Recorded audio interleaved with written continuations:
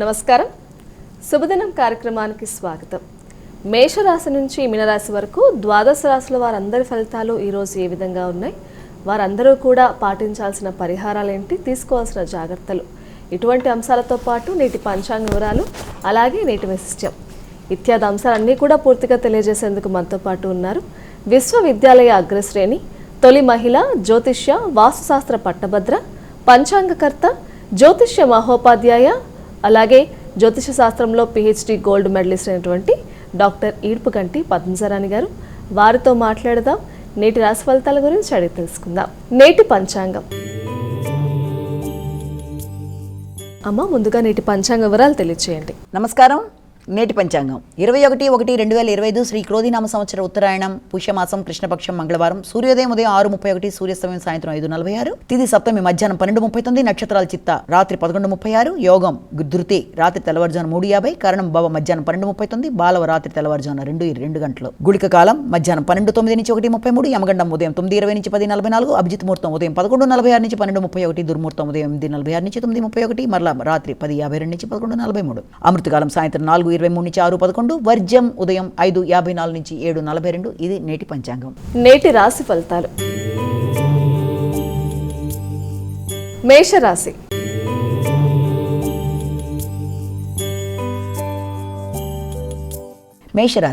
మేషరాశిలో వచ్చిన నక్షత్రాలు అశ్విని, భరణి, కృతిక 1వ పాదం. మేషరాశి వాళ్ళకి ఈ రోజున సంఘంలో గుర్తింపు, గౌరవం అనేది లభ్యమవుతుంది. భాగస్వామితో కలిపి మంచి నిర్ణయాలు తీసుకుంటారు. భాగస్వామి యొక్క సహకారంతో నూతన మార్పులు అనేవి ఏర్పడతాయి. వృత్తిపరమైన అభివృద్ధి అనేది ఏర్పడుతుంది. సంతోషంగా, ఉల్లాసంగా, ఉత్సాహంగా గడుపుతూ అనుకున్న సమయంలో అనుకున్న కార్యక్రమాలు నిర్వర్తిస్తూ ముందుకెళ్ళడానికి అన్ని విధాల అనుకూలమైన సమయంగా భావించవచ్చు. వృషభ రాశి.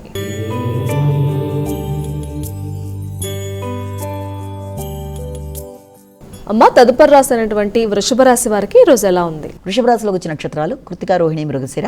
వృషభ రాశి వాళ్ళకి ఈ రోజున ఏదైనా ముఖ్యమైన విషయాలలో ఖర్చులు అనేవి అధికంగా ఉంటాయి. అది కూడా ముఖ్యంగా ఆరోగ్య విషయంలో, రోగనిరోధక శక్తిని పెంచుకునే విషయంలో కానీ, న్యాయపరమైన విషయాల్లో కానీ ఖర్చులు అనేవి అధికంగా ఉంటాయి. అయినప్పటికీ అవి ఉపయోగకరమైన ఖర్చులు అవ్వడం వల్ల అన్ని విధాల ఆనందకరంగానే ఉంటూ ముందుకు వెళ్ళడానికి ఆస్కారం అనేది అధికంగా ఉంటుంది. అలాగే ఎక్కడన్నా పెట్టిన పెట్టుబడుల విషయంలో కూడా దానికి సంబంధించి దాన్ని పెంచడానికి చేసే ప్రయత్నాల్లో కూడా ఈరోజు చర్చలు జరుగుతాయి. మిథున రాశి.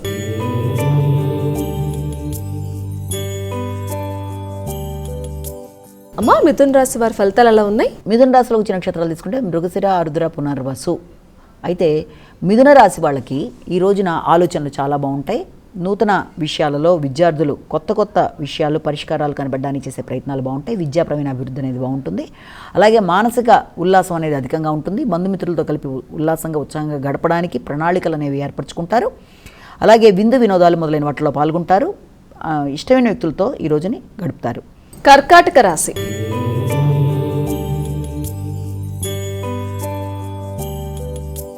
అమ్మా, కర్కాటక రాశి వారికి ఎలా ఉంది? కర్కాటక రాశిలోకి వచ్చే నక్షత్రాలను ప్రధానంగా తీసుకున్నట్లయితే మనకి ఈ యొక్క పునర్వసు, పుష్యమి, ఆశ్లేష. ఈ రోజున కర్కాటక రాశి వాళ్ళకి ముఖ్యమైన విషయాలలో, అంటే ముఖ్యంగా ఏదైనా గృహానికి సంబంధించిన విషయాలు కానీ, విద్యా సంబంధించిన విషయాల్లో కానీ, వాహనం సంబంధించిన విషయాల్లో కానీ కొన్ని కీలకమైన నిర్ణయాలు తీసుకోవడానికి చేసే ప్రయత్నాల్లో అనుకోని ఆటంకాలు ఎదురవడం వల్ల కొంత నిరాశ, నిస్పృహలకు లోనవుతారు. ఉద్వేగాలు అధికంగా ఉంటాయి. వాటిని నియంత్రించుకునే దిశగా ప్రయత్నాలు చేయాలి.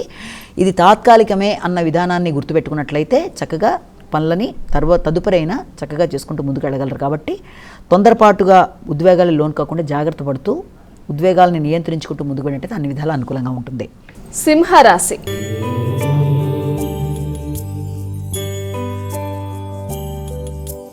అమ్మా, సింహరాశి వారికి ఎలా ఉంది ఈరోజు? సింహరాశిలోకి వచ్చిన నక్షత్రాలు తీసుకుంటే మక, పుబ్బ, ఉత్తర. ఈ సింహరాశి వాళ్ళకి ముఖ్యంగా ఈ రోజున వాళ్ళకి మిత్రుల సహకారం కోరుకుంటారు. ఆ మిత్రుల సహకారం కోరుకునే విషయాల్లో వాగ్వాదాలకి, ఘర్షణలకి లోను కాకుండా ఉండాలి.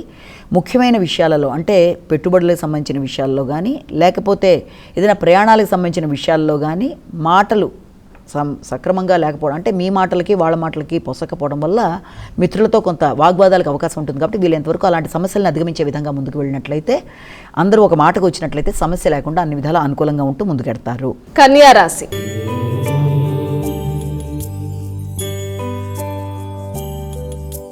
కన్యా రాశి వారికి ఎలా ఉందండి ఈరోజు? కన్యా, ఉత్తర, హస్త, చిత్త. ఈ కన్యా రాశి వాళ్ళ విషయం తీసుకున్నట్లయితే ముఖ్యమైన విషయాలలో, అంటే వీలైనంత వరకు మీ యొక్క విషయాలలో ఆర్థిక సంబంధమైన విషయాలు చాలా వరకు అనుకూలంగా ఉంటాయి. ఆ విషయంలో మీకు తోబుట్టువుల యొక్క సహకారం కానీ మిత్రుల సహకారం కానీ అనుకూలంగా ఉంటుంది. అలాగే మాటలతో మీరు వ్యక్తుల్ని ఆకట్టుకొని అనుకున్న పనులు సాధించుకోవడానికి ప్రయత్నాలు అధికంగా చేస్తారు. ఆర్థిక సంబంధమైన విషయాలు, మాట నిలబెట్టుకునే విషయాల్లో మీకు చాలా వరకు మిశ్రమ ఫలితాలు అయినప్పటికీ అనుకూలతనే చెప్పడానికి అవకాశం ఉంది. తులారాశి.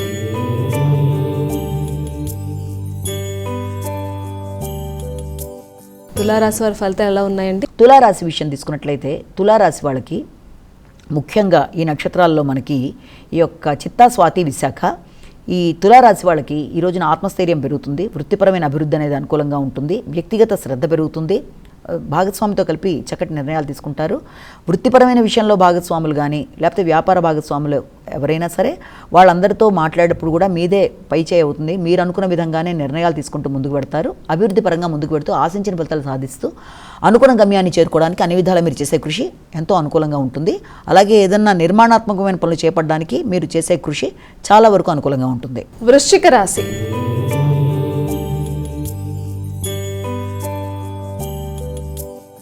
మా వృశ్చిక రాశి వారి ఫలితాలు ఎలా ఉన్నాయి? వృశ్చిక రాశిలో వచ్చిన నక్షత్రాలు తీసుకున్నట్లయితే విశాఖ, అనురాధ, జ్యేష్ఠ. ఈ వృశ్చిక రాశి వాళ్ళకి ముఖ్యమైన విషయాల్లో అంటే వీలైనంత వరకు ఏదన్నా ప్రయాణానికి సంబంధించిన విషయాల్లో కానీ మిత్రులతో కలిపి ఏదైనా ప్రాజెక్టులు ఏదైనా చేద్దాం అనుకుంటున్న విషయాల్లో కానీ ఎక్కువ శ్రద్ధ తీసుకోవడం వల్ల ఆరోగ్య సంబంధమైన విషయాల్లో కొంత అసంతృప్తి అనేది ఉంటుంది. తగిన విశ్రాంతి అనేది అవసరం. సమయానికి తగిన విశ్రాంతి అనేది లేకపోవడం వల్ల కూడా కొంత ఘర్షణాత్మకంగా ఉంటుంది. కాబట్టి ఆ విషయంలో తగిన శ్రద్ధ తీసుకోవాలి. రోగనిరోధక శక్తిని పెంచుకునే విధంగా ప్రయత్నాలు చేయాలి. అలాగే ఎదురు చూస్తున్న ఫలితాలు చాలా వరకు మీకు అనుకూలంగా మారుతున్నట్టుగా మీకు భావనలు దాని తగిన విధానంగా ప్రాక్టికల్గా మీరు చూస్తూ ముందుకెడతారు. ధనస్సు రాశి.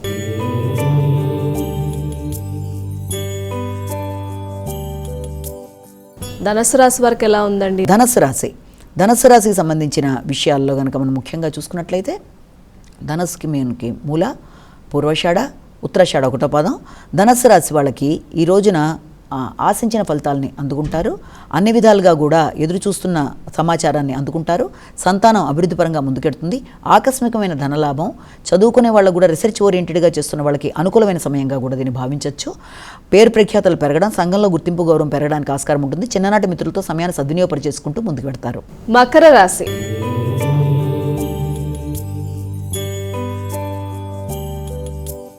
మా మకర రాశి వారి ఫలితాలు ఎలా ఉన్నాయి? మకర రాశిలో వచ్చే నక్షత్రాలను ప్రధానంగా తీసుకున్నట్లయితే మనం ఈ యొక్క ఉత్తరాషాఢ, శ్రవణం, ధనిష్ట, ఈ యొక్క మకర రాశి వాళ్ళకి వృత్తిపరమైన విషయంలో అభివృద్ధికరంగా ముందుకు సాగుతుంది.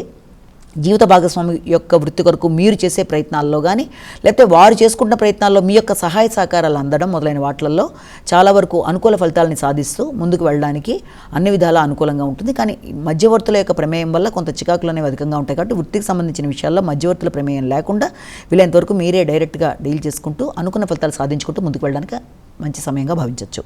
కుంభరాశి.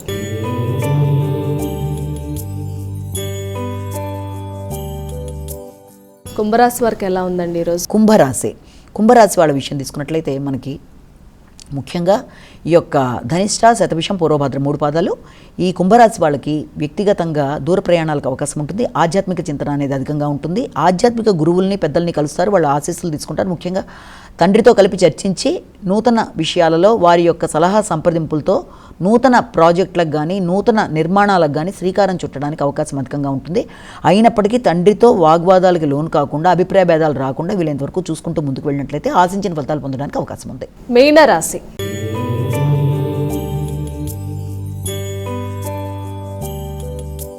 అమ్మ చివరి రాశి అయినటువంటి మీనరాశి వారికి ఎలా ఉంది ఈరోజు? మీనరాశిలోకి వచ్చిన నక్షత్రాలను ప్రధానంగా తీసుకున్నట్లయితే మనకి ఈ పూర్వభద్ర, ఉత్తరభద్ర, రేవతి మీనరాశిలోకి వచ్చిన నక్షత్రాలు.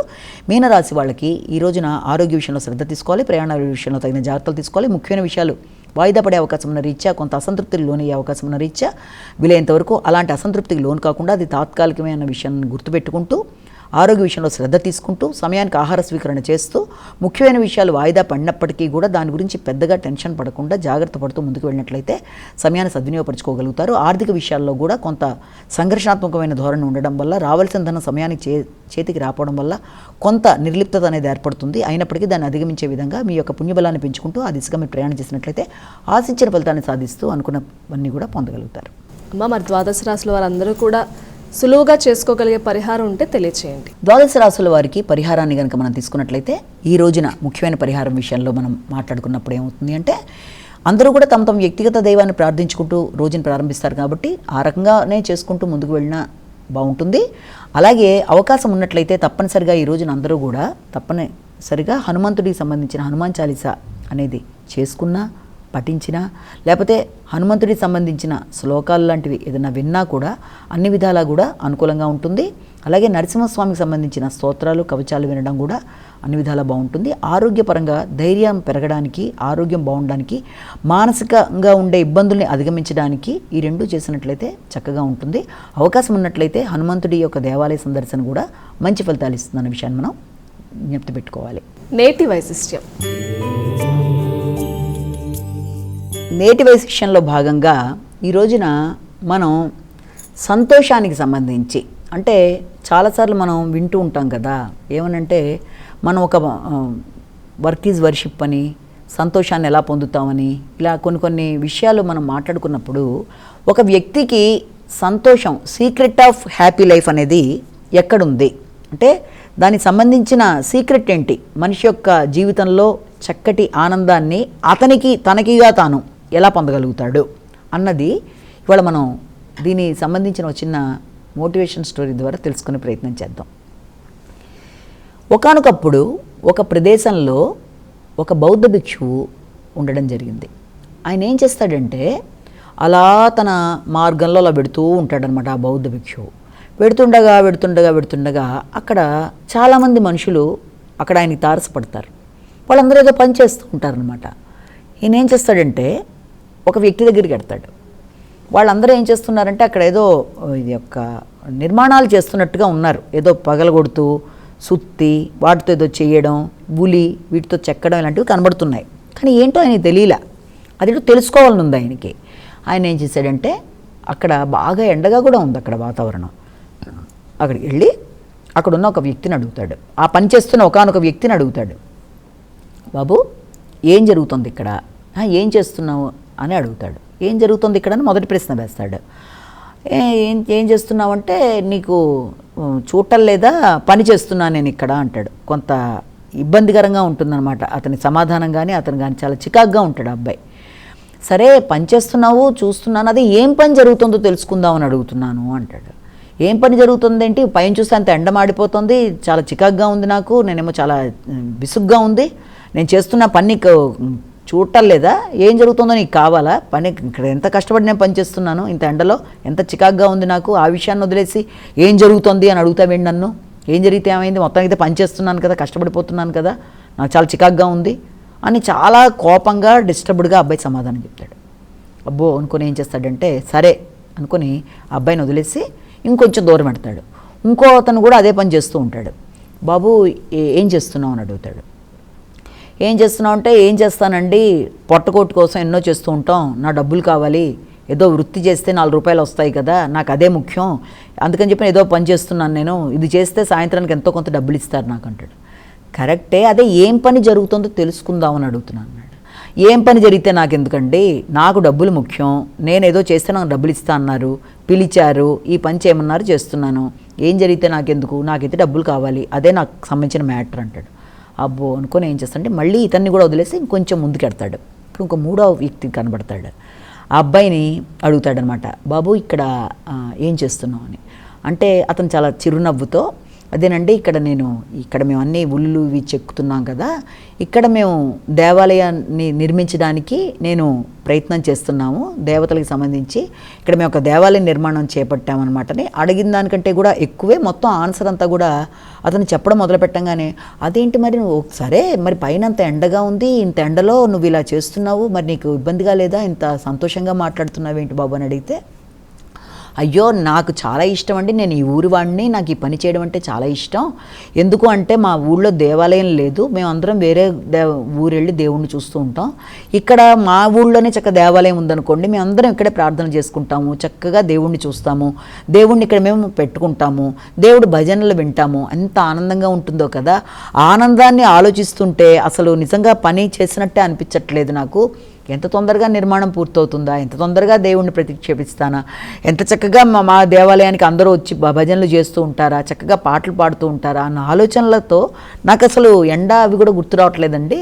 అందుకే నేను ఏం చేస్తున్నానంటే సాయంత్రం పని అంతా అయిపోయిన తర్వాత ఇంటికి వెళ్ళిన తర్వాత కూడా పడుకున్నా కూడా నాకు నిద్రలో ఇవే శబ్దాలు, అలాగే భగవంతుడిని ప్రతిక్షేపించేసినట్టు, అందరూ మా దేవాలయానికి వస్తున్నట్టు, మా ఊరి వాళ్ళందరూ సంతోషంగా ఉన్నట్టు, నేను చక్కగా పాటలు పాడుతున్నట్టు, నేను ఆనందంగా దాంట్లో నేను సంతృప్తితో ఎగురుతున్నట్టు అలాగే నాకు అనిపిస్తుందండి అంటాడు.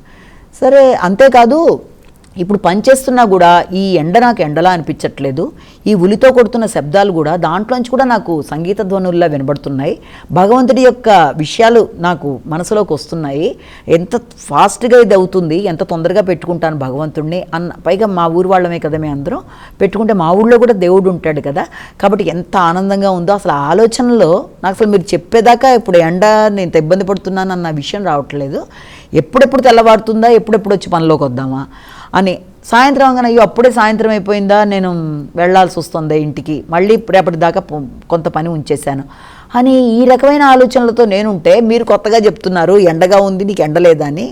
ఎండ కాదండి, వాన కాదండి, ఏది కాదు, నాకు భగవంతుడి దేవాలయం మీదే ఉంది నా దృష్టి అంతా, ఎంత తొందరగా చేస్తామా అని చెప్పి అందులో ఉన్న ఆనందాన్ని భగవంతుడిని పెట్టి అందరం ఆడిపాడి ఆనందంగా అనుభవిస్తున్నప్పుడు ఇంకో ఊరు వెళ్ళే అవసరం లేకుండా ఇక్కడికి వచ్చినప్పుడు ఎంత బాగుంటుందో కదా ఇది అంటాడు. అనగానే ఆ అబ్బాయి భుజం మీద ఇలా తట్టి ఆయన ఆ బౌద్ధుడు ముందుకు పెడతాడు. వెళ్తూ ఆయన అనుకుంటాడు, ఇది కదా సీక్రెట్ ఆఫ్ లైఫ్ అంటే, హ్యాపీనెస్ అంటే, ఎంత సంతోషంగా ఉన్నాడు.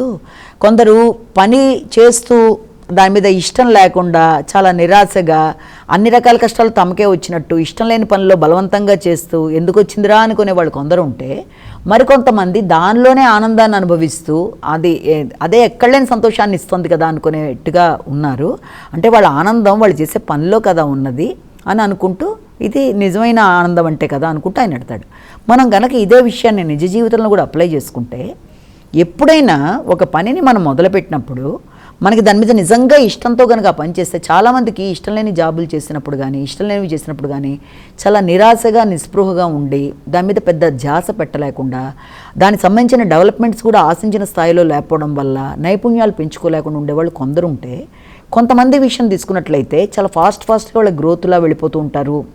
ఇలాంటివి అంటే చేసే పని మీద ఇష్టం ఉన్నప్పుడు అందులో కష్టం కొందరికి కనబడదు. అంటే ఎంత కష్టమైనా మనసంతా దాంట్లోనే మమేకమైపోతుంది. అంటే ఇంకేం కనబడదు అనమాట. అంటే ఆకలి వేయదు, నిద్ర పట్టదు, ఏం చేయొద్దు, అబ్బా అప్పుడే టైం అయిపోయిందా, అయ్యో ఇప్పుడు చదువుతున్నానే, ఈ పని చేస్తున్నానే, అప్పుడే టైం అయిపోయిందా, అయ్యయ్యో అనుకునే కొందరు ఉంటే, కొందరు ఎంత తొందరగా అయిపోతుందిరా బాబు, ఈ పని చేయలేకపోతున్నాను నేను, నాకు అసలు ఇష్టమే లేదు, అయినా బలవంతంగా చేస్తున్నాను కదా, ఎందుకు వచ్చిందిరా బాబు ఈ పని ఇలా చేస్తున్నాను అనుకునే వాళ్ళు కొందరు ఉంటారు. అంటే ఏదైనా సరే అది డిఫరెన్స్ ఆఫ్ ఒపీనియన్ అనేది మన మైండ్లో ఉంటుంది. అది ఆ యొక్క వ్యక్తికి దాని మీద శ్రద్ధ ఆసక్తితో చేసే పనప్పుడు వాడు సక్సెస్ ఒక రకంగా ఉంటే, ఇష్టం లేకుండా బలవంతంగా చేసినప్పుడు ఎలా అవుతుంది, అది అలాగే వస్తుంది. ఇష్టంతో చేసినప్పుడు సమయం తెలియదు. అది ఒక టైప్ ఆఫ్ మెడిటేషన్ కింద మనం చెప్తాం. మెడిటేషన్ అంటే ఏంటి, మన కాళ్ళు చేతులు ఇలా పెట్టేసుకొని కూర్చొని శ్వాస మీద దృష్టి నిలపడాన్నే మెడిటేషన్ అనరు. వర్క్ మీద శ్రద్ధ కూడా ఒక టైప్ ఆఫ్ యోగా లాంటిది. ఇష్టంతో చేసినప్పుడు మన కాన్సన్ట్రేషన్ అంతా పని మీద ఉంటుంది. ఆ పని మీద ఉన్నప్పుడు ఏం చేస్తాము, శ్రద్ధగా చేస్తాం. శ్రద్ధగా చేసిన వాడికి ఏమవుతుంది, కాన్సన్ట్రేషన్ పెరుగుతుంది. కాన్సన్ట్రేషన్ చేసినప్పుడు ఏమవుతుంది, మనకి వేరే ఆలోచనలు రానప్పుడు ఏమవుతుంది, ఆ సమస్య ఆలోచనలన్నీ తగ్గిపోతూ ఉండిపోయి మన గోల్ అంతా కూడా చేసే పని మీద ఉంటుంది. అలా ఉన్నప్పుడు అది కూడా ఒక టైప్ ఆఫ్ మెడిటేషన్. అంటే ఎవరైతే పనిని శ్రద్ధగా చేయగలుగుతూ ముందుకెడతారో వాళ్ళకి ఒక టైప్ ఆఫ్ మెడిటేషన్లో కూడా వాళ్ళు సక్సెస్ఫుల్ అయిన వ్యక్తులుగా వాళ్ళు మారుతారు. కాబట్టి దీన్ని ఒక మెడిటేషన్గా భావించి ఇష్టంగా చేస్తే ఆశించి చేసే పని మీద శ్రద్ధ, that is called work is worship. ఎప్పుడైతే శ్రద్ధగా చేస్తారో, ఆసక్తిగా చేస్తారో, ఆ పని మీద శ్రద్ధతో వాడు సక్సెస్ అనేది ఖచ్చితంగా సాధిస్తాడు. ఆ సక్సెస్తో పాటుగా ఇంకేంటి, కేవలం మెటీరియలిస్టిక్ అంటే ఓన్లీ మనకి ప్రాపంచికంగా ఉండే విషయాల్లోనే కాకుండా స్పిరిచువల్ వేలో కూడా, అంటే ఆధ్యాత్మికంగా కూడా వాడు వ్యక్తికి ఎదుగుదల అనేది ఏర్పడుతుంది. ఓ వ్యక్తికి ఎప్పుడైతే ఆధ్యాత్మికమైన ఎదుగుదల కూడా వస్తుందో సంపూర్ణంగా వాడికి మానసిక ప్రశాంతత అనేది ఏర్పడుతుంది.